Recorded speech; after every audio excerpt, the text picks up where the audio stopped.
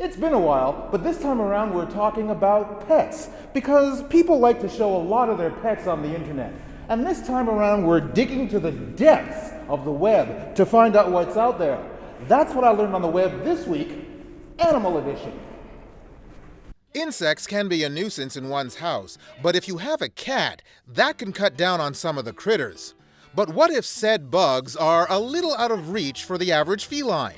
Well, in this case, Egon here has an owner he can partner with to defeat invading insects. Although you have to admit, this does seem kind of futile, doesn't it? You know, when I was a kid, we had something called a fly swatter. Don't have such technology? Have you ever considered a rolled-up newspaper? Okay, quick, how many dogs do you see here? It's almost like magic, isn't it?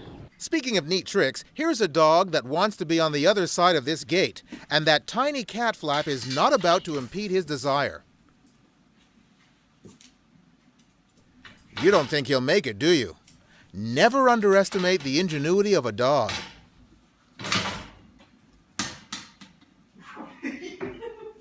There are many fans who like to watch the Australian Open on TV, especially George, this golden retriever. He's just jumping up and down with excitement.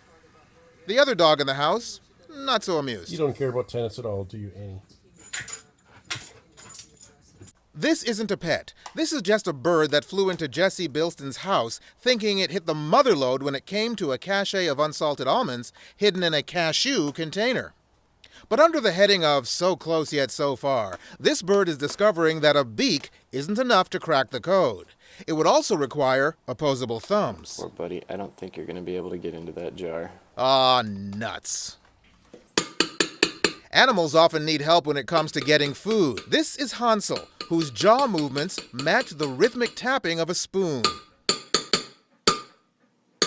Maybe if this bird could tap out an SOS via Morse code, he could get some help too. That might have him jumping for joy.